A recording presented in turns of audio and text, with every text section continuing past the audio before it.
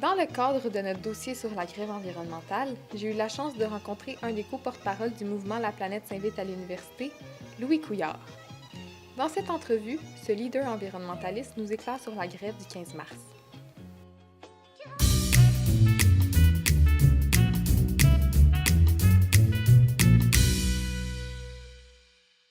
Qu'est-ce que le mouvement La planète s'invite à l'université? Ouais, dans le fond, La planète s'invite à l'université, c'est un mouvement de mobilisation étudiante qui a commencé il y a environ 2 mois.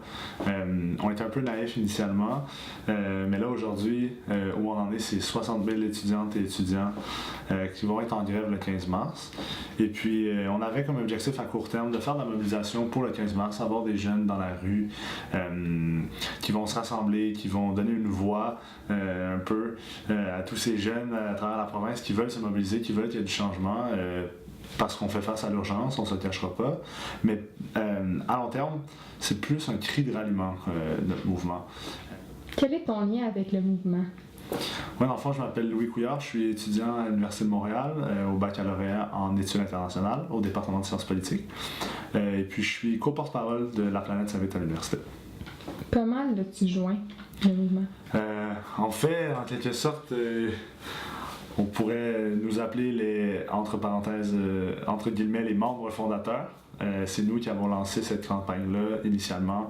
On était une couple je te dirais une cinquantaine qui se sont réunis dans le café d'entrepôt de l'Université de Montréal, puis qui ont décidé de lancer une campagne. Puis on a fait une conférence de presse, puis là, depuis ce temps-là, ça a explosé. Mais c'est ça pour l'instant, les co-porte-parole nationales, on est 3. C'est moi-même, Léa Hilardo de l'Université de Montréal et Jamie Latveidis de l'Université Concordia. Est-ce que vous êtes affilié à d'autres mouvements écologiques au Québec?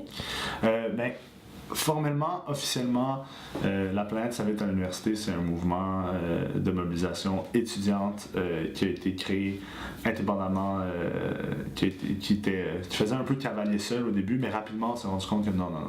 Il va falloir un front commun de la société civile pour réussir à vaincre le défi qui est devant nous. Un défi de taille, peut-être le plus gros défi que l'humanité n'a jamais fait face à. Donc oui, déjà, il y a des liens qui se sont formés avec des regroupements comme La planète s'invite au Parlement, comme le Pacte pour la transition de Dominique Champagne, La planète s'invite à l'école de Dominique Vézina, pour en nommer d'autres, Greenpeace, Équiterre, Environnement Jeunesse, name it, ils sont là, tous les regroupements écologistes, environnementalistes du Québec, du Canada, nous ont contactés, puis veulent nous appuyer, veulent trouver un moyen de nous appuyer sans avoir nécessairement à influencer nos décisions. Comment avez-vous eu l'idée de faire une grève étudiante au Québec? Mais bon, alors nous, qu'est-ce qui s'est passé là? Je dirais il y a 2 mois, on s'est rassemblés ensemble puis on a commencé à jaser. Puis on s'est dit, nous ce qu'on veut c'est que ça jase partout au Québec. Que tout le monde commence à se poser des questions de qu'est-ce qu'on fait collectivement pour le changement. Parce que c'est bien de commencer à consommer moins de viande rouge, de moins prendre son auto, de réduire son empreinte carbone, mais ça le fera pas, ça sera pas assez. Puis c'est ça, c'est ce sentiment d'urgence-là qui nous habitait, toutes et tous, de se dire, chacun de son bord, on fait nos actions, mais ensemble, on fait rien, on se réunit pas, puis si on prend pas la rue, si on commence pas à faire entendre notre voix par les décideurs politiques le plus rapidement possible, il n'y en aura pas de changement. Quelle implication cela demande d'être à l'image d'un tel mouvement? C'est gros, pour vrai. C'est drôle comme question, ça c'est le fun, on l'entend pas si souvent. C'est sûr que, personnellement, depuis que j'ai commencé à m'impliquer, ça bouleverse une vie. Je peux penser à mes collègues qui étaient à 5 cours à l'université, qui ont tout lâché, qui sont rendus à 1, puis c'est toujours très difficile. Depuis qu'on a lancé ce mouvement-là, tout le monde veut en faire partie, tout le monde veut s'impliquer. Il y a cet engouement-là, puis l'idée c'est de donner une voix à toutes, à tous. Puis ça, c'est pas facile. Donner la voix à tout le monde, il faut travailler, il faut être prêt à écouter les gens. Fait que nous, on enchaîne les rencontres où on rencontre les gens, on enchaîne les tournées de mobilisation à travers le Québec pour aller jaser au monde de Bécomo, de Chicoutimi, de la Haute-Mauricie, de Gatineau. Donc, c'est ça. Au niveau personnel, c'est beaucoup d'implication quand tu veux lancer ce mouvement-là, mais après, une fois que tu es dedans, tu sais, quand tu vas te coucher le soir, t'es fier de ce que tu as accompli. Tu as travaillé fort toute la journée, tu as fait des appels, tu as dealé avec des médias, tu as fait une entrevue à Radio X, mais ultimement, tu le fais pour une cause Quelles sont vos revendications? Bon, notre objectif, c'est qu'en congrès, un méga congrès, après le 15 mars, on va pouvoir établir un plan commun qui satisfait tout le monde. Mais pour l'instant, les revendications du mouvement La planète s'invite à l'université, c'est de un, que nos gouvernements adoptent un programme d'éducation relatif à l'environnement. Deuxièmement, encore une fois, nos gouvernements, qu'ils adoptent une loi climatique les forçant à respecter leur engagement de réduction de gaz à effet de serre. En fait, l'engagement du gouvernement de M. François Legault, c'est 37,5% de réduction d'émissions de GES en 2030 par rapport au niveau de 1990. Mais nous, on demande plus. On demande que ce soit 50% pour respecter le GIEC, les recommandations du rapport du GIEC. Par la suite, notre troisième revendication s'adresse à nos institutions d'enseignement. Moi, c'était la cause qui m'a allumé. C'est au niveau des institutions d'enseignement post-secondaire qui investissent des millions et des millions de dollars dans les énergies fossiles.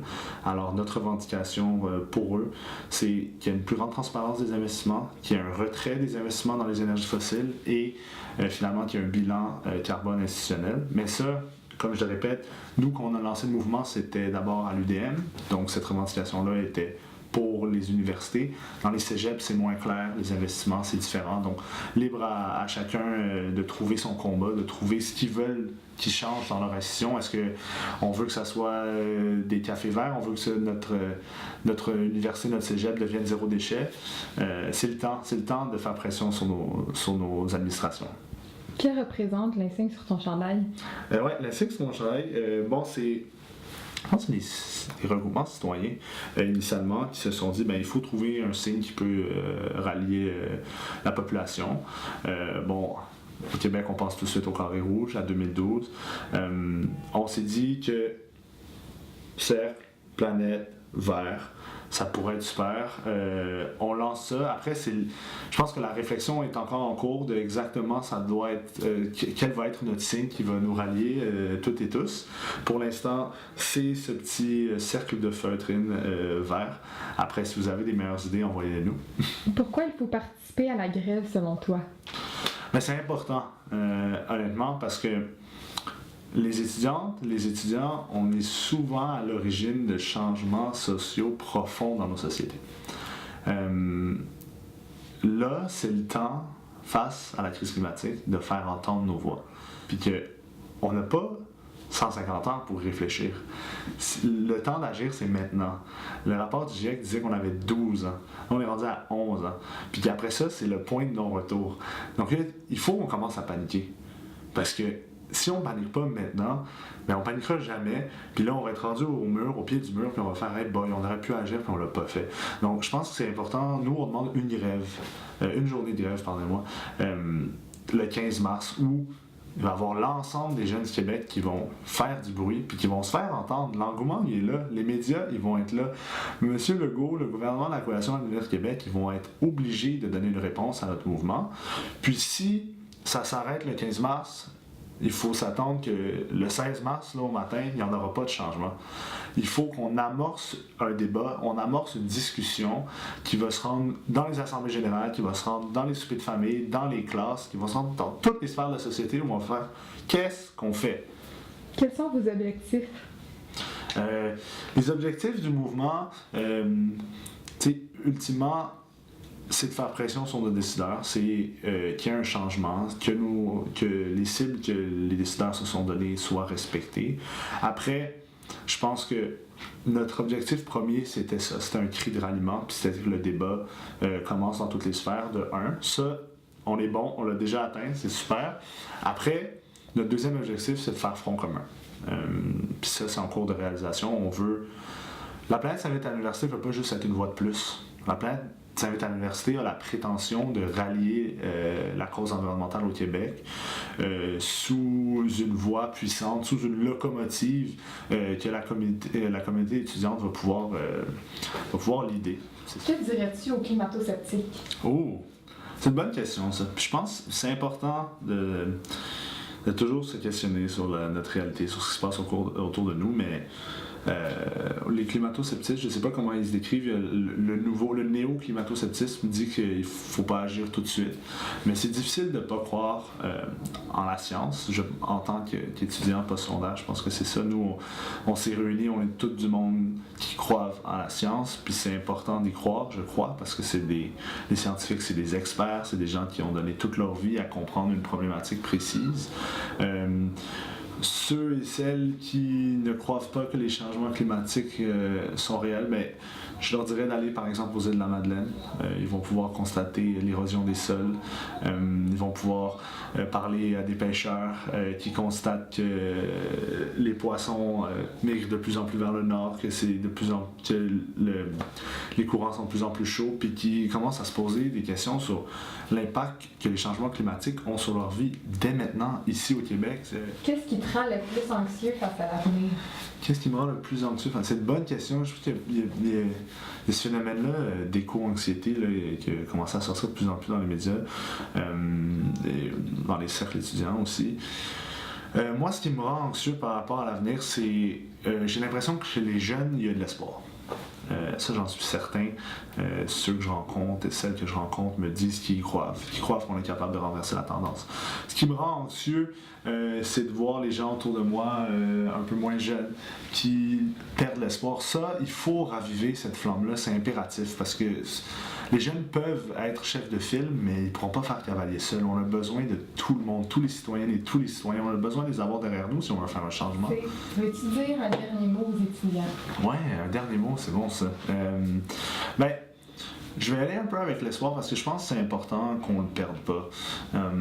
Le GIEC, les experts, le groupe international d'experts sur le climat, nous a dit qu'il n'était pas trop tard pour agir. Il y a un jour qui va arriver où ça va être trop tard. Ce jour-là approche. C'est pas aujourd'hui. Il y a un jour qui va arriver où on pourra plus agir. Où il va falloir se résigner et dire bon, on a perdu. Mais ce jour-là, c'est pas aujourd'hui, il n'est pas arrivé. Donc mon message à vous, c'est de garder espoir. Mais en même temps, l'espoir, c'est plus suffisant. Je vais paraphraser Greta Thunberg, la jeune activiste suédoise, qui est d'ailleurs un peu à l'origine là, du mouvement de grève pour le 15 mars.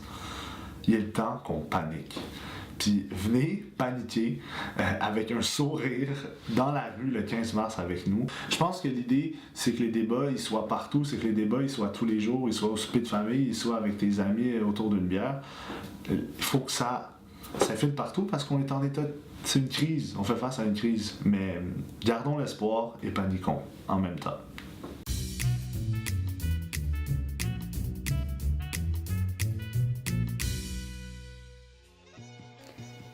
Merci à Louis Couillard d'avoir accepté de me rencontrer. Ne manquez pas nos prochaines publications concernant la grève environnementale qui paraîtront dans les prochains jours et abonnez-vous à la taupe!